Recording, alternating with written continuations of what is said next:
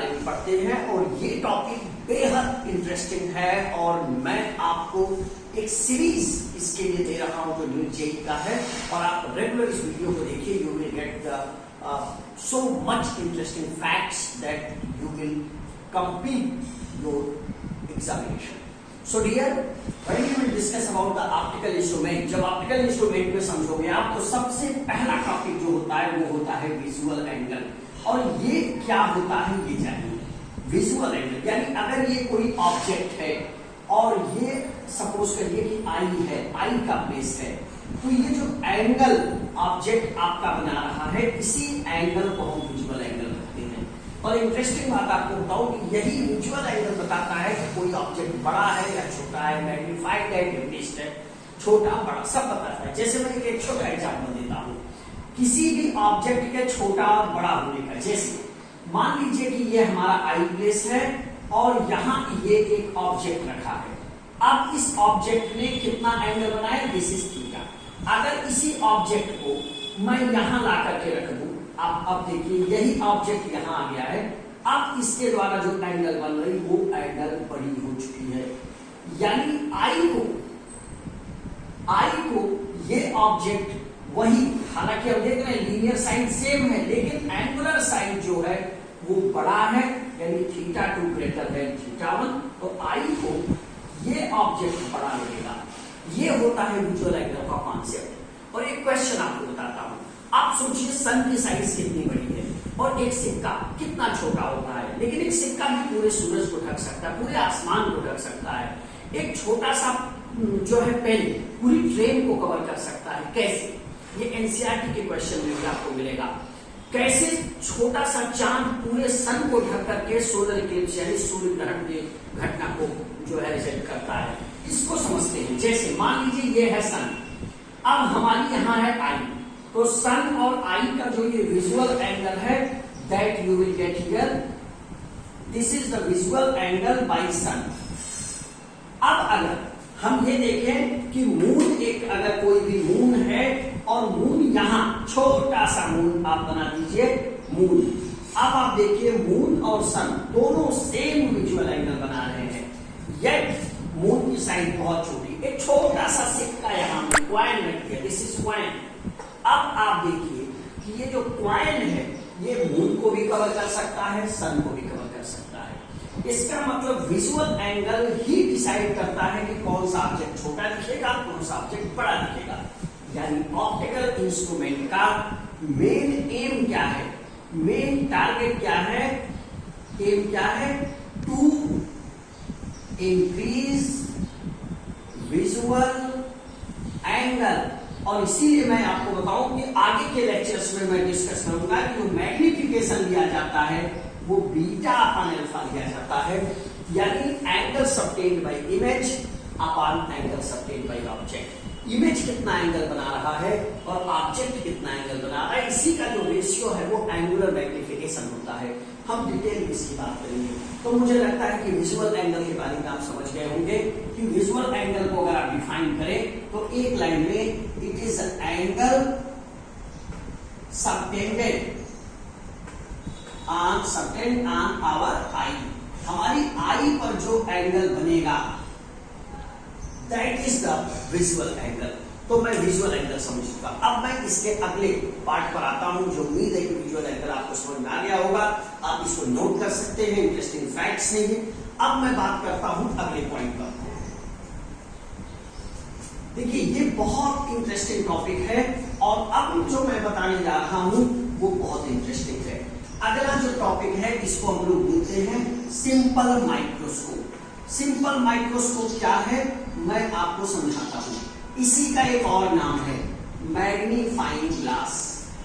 कई लोग इसको मैग्नीफाइंग ग्लास भी कहते हैं, मैग्नीफाइंग ग्लास, या कहीं कहीं कुछ लोग इसे रीडिंग लेंस भी कहते हैं, रीडिंग लेंस। आपको मैं बताऊं कि इसका यूज कहां कहां होता है। सबसे इंटरेस्टिंग फैक्ट है इसका यूज, पहले देख लेते हैं इसका यूज कहां होगा सिंपल माइक्रोस्कोप का। आप अक्सर देखिए ये ऐसे स्टैंड होता है और ऐसे लगा होता है, ये यहाँ यही लेंस है, ऐसे बना होता है। ये कहां कहां यूज होगा रीडिंग लेंस?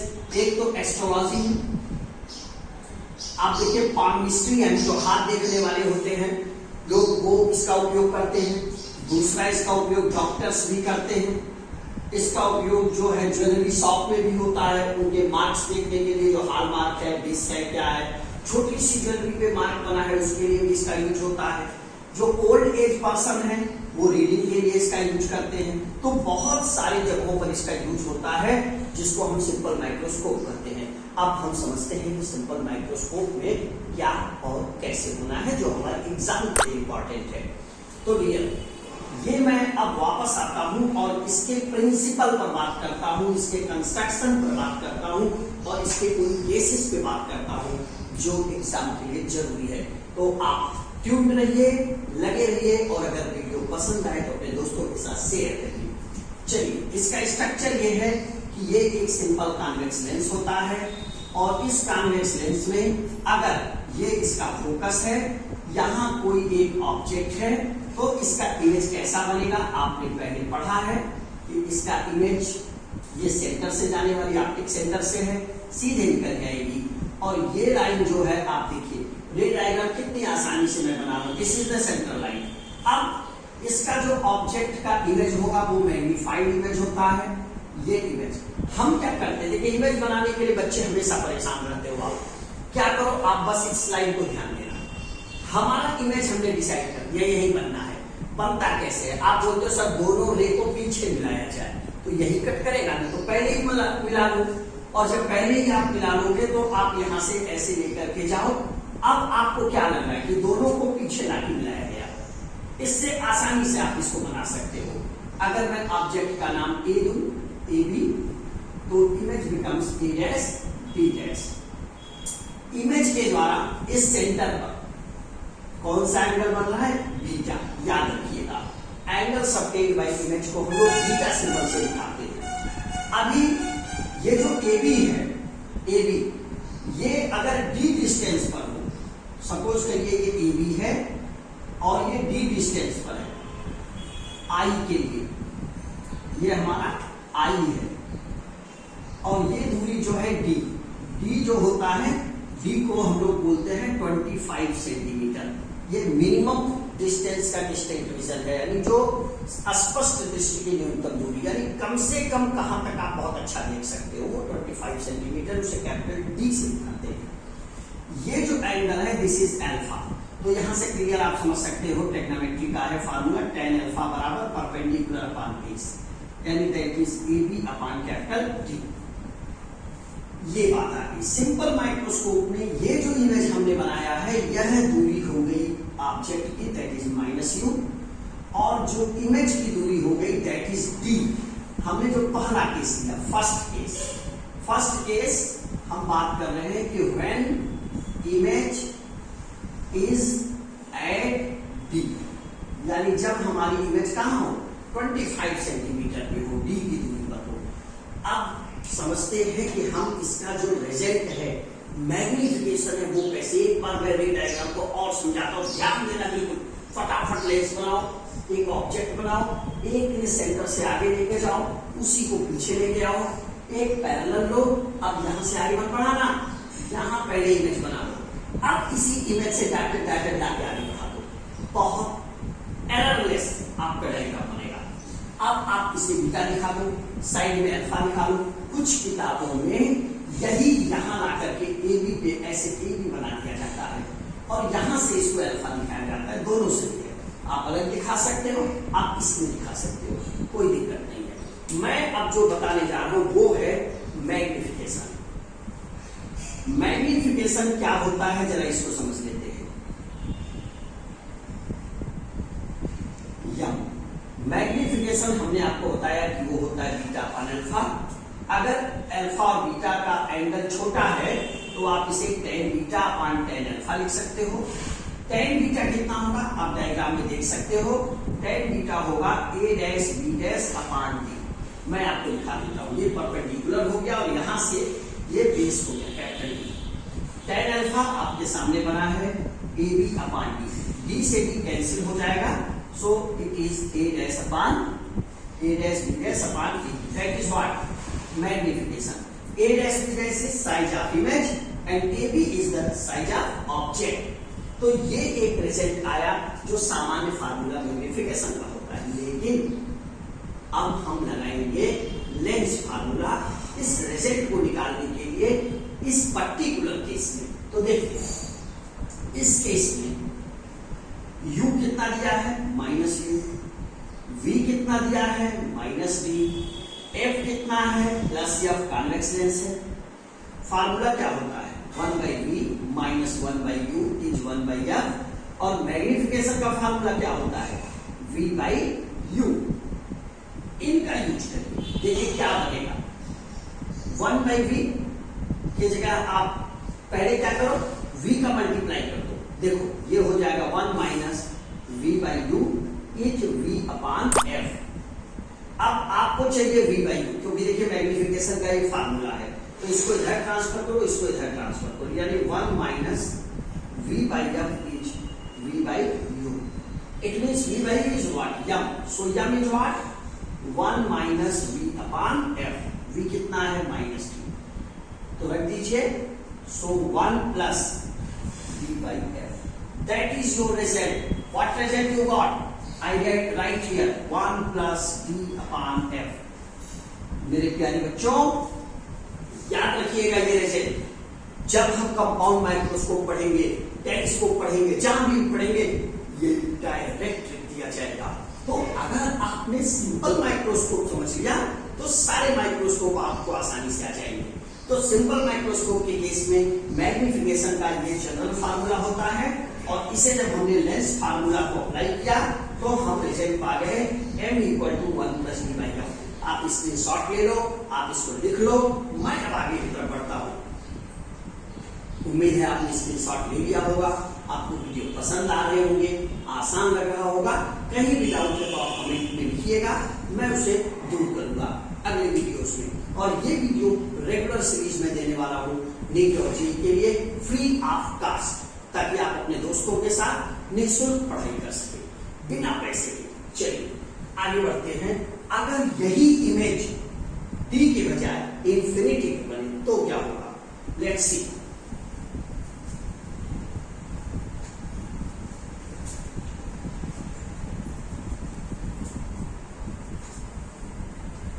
यानी अगर case 2 when image is at infinity, that is normal adjustment। देखिए कई बुक में नॉर्मल एडजस्टमेंट शब्द प्रयोग होता है, इसका भी रीजन क्या है, फार पॉइंट इंफिनिटी क्यों लिया जाता है, क्योंकि उस समय हमारी आई को स्ट्रेच फ्री होती है, कोई तनाव नहीं होता, रिलैक्स होती है। तो जब रिलैक्स आई कहा जाए मतलब वो आपसे इंफिनिटी पर पूछ रहा है। तो चलिए पहले सबसे रे डायग्राम बिल्कुल आसानी से, अब तक आपको याद होगा कि सबसे पहले हम लेंस बनाएंगे, उसके बाद एक प्रिंसिपल एक्सिस बना लीजिए, फिर आपने एक ऑब्जेक्ट लेना है, ऑब्जेक्ट से एक लाइन सेंटर से होते हुए निकाल देनी है। थोड़ा सा डायग्राम में ये गड़बड़ हो गया, मैं फिर से इसको कवर कर देता हूं। सेंटर यहां है, ठीक है, अभी सही हो गया, ये लाइन सेंटर से जाएगी। मैंने आपको क्या बोला था कि आप इसको पीछे बढ़ा सी पर। पिछली बार आपने क्या किया था, एक लाइन ऐसे पैरेलल दे दिया। पिछली बार आपने क्या किया था, आपने किया था कि सर यहां एक इमेज बनाए थे और ऐसे आपने डाटेड बढ़ा दिया था। हमें इस बार इमेज कहां चाहिए, इंफिनिटी पर चाहिए, मतलब इंफिनिटी के लिए लाइन क्या होती है पैरेलल, तो ये लाइन हो जाएगी दोनों पैरेलल।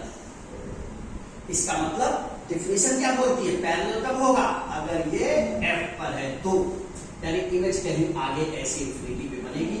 इसका नाम A dash B dash and the object is AB। Image जो है कितना एंगल बनाएगा, मैंने पहले भी बोला था बीटा।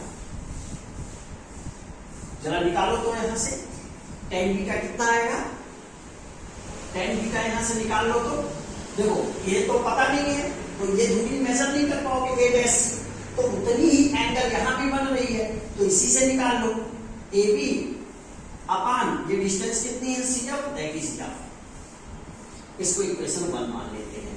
अभी पीछे हमने क्या बनाया था कि अगर ये ऑब्जेक्ट है AB और डी दूरी पर आई से हमने लिया था, तो दैट इज अल्फा, ये आई है। तो यहां से हमने tan अल्फा कितना लिया था, याद करिए पिछली बार, AB/D। दोनों इक्वेशन से इसे मैं 1 मानता हूं, एक्चुअली इसे 2 मान लेते हैं। यम क्या था, याद करिए, β/अल्फा।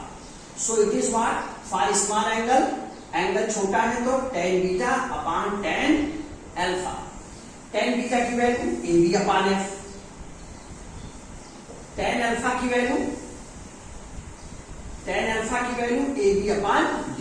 आप देखो AB भी कट जाएगा, ये रिवर्स आ जाएगा, यानी यम की वैल्यू कितनी मिली आपको, फटाफट देखिए, यहां से क्या हो जाएगा, D/F, यानी यम की वैल्यू हो गई D/F। इस केस में जब हमारा इमेज कहां बना है, इंफिनिटी पर, इंफिनिटी पर, ये जो दूरी है और ऑब्जेक्ट कहां है, फोकस पर। मुझे लगता है कि सिंपल माइक्रोस्कोप के दोनों केस, जब इमेज डी पर हो, जब इमेज इंफिनिटी यानी नॉर्मल एडजस्टमेंट रिलैक्स आई के केस में हो, रे डायग्राम तो आप पक्का सीखते होंगे। और साथ ही साथ मैग्निफिकेशन का जो एक्सप्रेशन निकाला गया है, डी के केस में कितना आया, 1 + d/f, इंफिनिटी के केस में कितना आया, d/f। मेरे प्यारे बच्चों, ये जो रिजल्ट आए हैं ना, आप अगले वीडियो में देखेंगे कि यही रिजल्ट सीधे आपके कंपाउंड माइक्रोस्कोप पे आ जाएगा। आपके मन में एक सवाल आ रहा है, क्या सर आप नीचे क्यों बना रहे हो, आप ऊपर भी बना सकते थे, आप ऐसे भी बना सकते थे ना, आप नोट कर लिए होंगे। आपके मन में आ रहा होगा कि सर हमने तो 10th में जो पढ़ा था वो ऐसे पढ़ा था, एक रे आया था ऐसे चला गया था, दूसरा ऐसे पैरेलल आया था, फिर यहां कहीं ये लाइन ऐसे, वही है, ये लाइन ऐसे बढ़ी, अपने इमेज बनाया था, आप ऐसे डाटे बढ़ा कि यही लाइन आगे बढ़ा दी। ये डी वाला है, इंफिनिटी वाला आपने कैसे बनाया था, याद करिए, आपने एक ऑब्जेक्ट लिया था, आपने एक लाइन सीधे निकाल दी थी सी से, दूसरा आपने पैरेलल लिया था और ये भी इसके पैरेलल हो गया। आप ये पढ़े थे और ये दोनों क्या हो गया है, पैरेलल, इसलिए अब ये इंफिनिटी पे मिलेगा। मैंने नीचे क्यों बनाया, इसलिए क्योंकि कंपाउंड माइक्रोस्कोप और टेलीस्कोप में ये काम आएगा।